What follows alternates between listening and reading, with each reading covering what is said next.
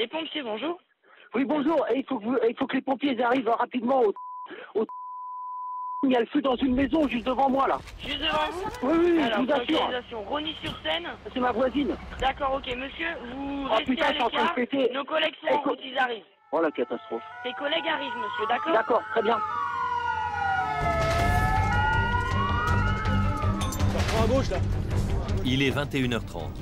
Un feu a été signalé dans un quartier résidentiel en bord de Seine, à 5 minutes environ de la caserne. C'était un Magnanville, l'intervention à Rosny-sur-Seine. À droite, là. Tout droit, tout droit. Sur à droite, après comme ça. Là. Arrête, arrête. C'est où? C'est la verte. On le sort pris par la cuisine derrière, on a vu la fumée. Alors, on rentre l'échelle, l'axe il est par l'autre côté. Nous on rentre l'échelle ici, ça brûle dans la cuisine, c'est en train de monter au-dessus. D'accord, ok. Il est là, là. Ok. Et une division d'attaque, ouais. Par ici. Ce sont des voisins qui ont donné l'alerte, mais il y a peut-être des gens enfermés à l'intérieur. Ouvrez! Ouvrez! C'est chez vous, madame? Non, non. Ils sont où les gens là? Les propriétaires ils sont où? Est-ce qu'il y a gaz de ville dedans là? Il y a un chien et un chat. D'après les voisins, les propriétaires seraient peut-être absents. T'essaies d'ouvrir là-haut? Moi je vais aller voir là-haut avec l'échelle. Ils ne savent pas qui se trouve à l'intérieur. Aucun signe de vie. Mais la fumée qui s'échappe par les interstices entre les tuiles montre que des fumées et des gaz chauds ont déjà envahi les chambres. Ils vont entrer dans la maison par le rez-de-chaussée, mais aussi par le toit. Qu'est-ce qui s'est passé? Hein? Nous, on ne sait pas. On est arrivé, on a vu du feu. On a le voisin qui nous a prévenu qu'il y avait le feu. On a appelé les pompiers. Après la porte, compteur électrique, il n'y a pas de gaz dedans, le compteur électrique qui se trouve près de la porte d'entrée. Ok.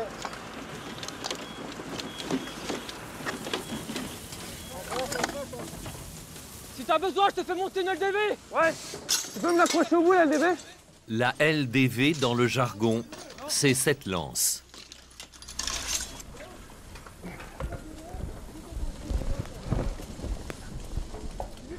Ouvrir, Steph! Attends.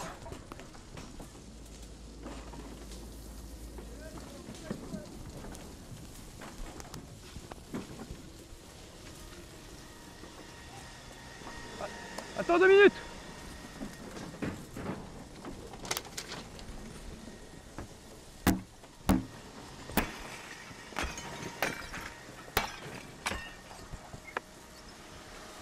Pour la FPT Bonnière, elle arrive du CCR. Il n'y a personne dedans, il y a peut-être un chien ou un chat, d'accord? Il faut trouver le compteur électrique, regardez si ça a bien disjoncté, reçu? Pas de flamme pour l'instant, mais avant de localiser précisément le feu, ils doivent couper l'électricité.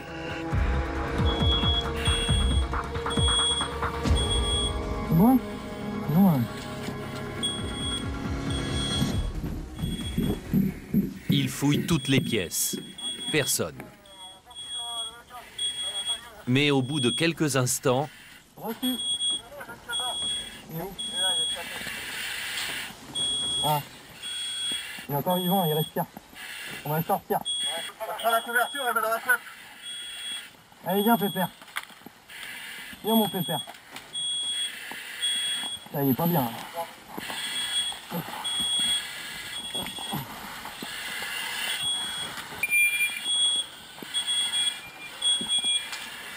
Allez. Et là. Vas-y, donne, Pierrot. Eh, donne-le la bonnière. Pierrot, tu peux prendre le eau, chien elle en est là. charge. Il est quoi, il est mort? Il est respiré, je crois, tout à l'heure. Vas-y, prends l'autre côté. Allez, Pierrot, on va sortir. Eh Pierrot. Ouais, j'arrive. Ok. On va le mettre sous oxygène pour essayer de le récupérer. Viens, les gars. On t'amène le chat. Et au chat, le dommage qui est sur le visage, l'animal est encore en vie, mais les émanations toxiques ont déjà produit leur effet. Qu'est-ce que vous êtes en train de lui faire là? bah, on est en train de le réoxygéner un petit peu, parce qu'il a inhalé pas mal de fumée, quoi. On a trouvé le greffier. Il est où? Il est là. Vivant? Tu l'as là, Nico? Lorsqu'il découvre le chat, il est trop tard. Ok, sors-le là-bas. Ah ouais, là-bas. C'est là-haut, tu vois. Rassurés sur le sort de la famille, les voisins ont fini par joindre les parents et leurs 3 enfants. Ils étaient partis passer la soirée chez des amis.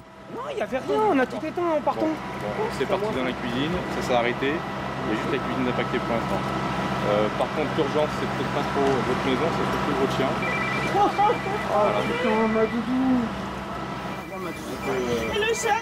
Le chat, oh non. Putain. Ouais, le chat, je pense que le chien, il faut l'amener le plus vite possible dans une clinique. Donc si vous avez une clinique... Il a été brûlé? Non, il n'a pas été brûlé, par contre, c'est les fumées. Il a été intoxiqué. On a fait ce qu'il fallait au niveau d'O2, on lui a donné de l'oxygène, mais il faut l'amener sur une clinique, d'accord? Vous pouvez vous occuper de lui? Ah non, mais je vais le faire tout de suite là. C'est pour ça que je me suis dépêché de rentrer. Ah, par contre, le Là, chat... il va un peu mieux, là. Il va un peu mieux, hein. Ça va un peu mieux. putain. Par contre, il faut qu'il soit vu, là. Ça marche? Allez.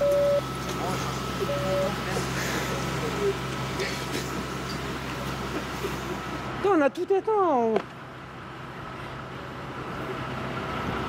Et là-haut? Il n'y a plus rien là-haut? Si. C'était enfumé par contre dessus. Il y a sûrement un peu de dégâts, un peu de casse de notre arrivée, des objets divers, mais sinon, voilà, c'est... Je peux rentrer pour voir? C'est pas conseillé, monsieur. Tu l'emmènes à la clinique, tu sais là. Elle a avalé pas mal de fumée. Vas-y, va l'emmener. Elle était Allez, Quand on l'a senti, elle était pas très...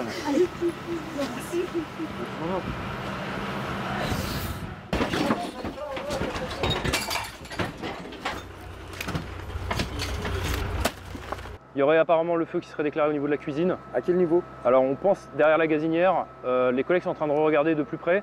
Il y aurait une prise électrique qui aurait créé un point chaud.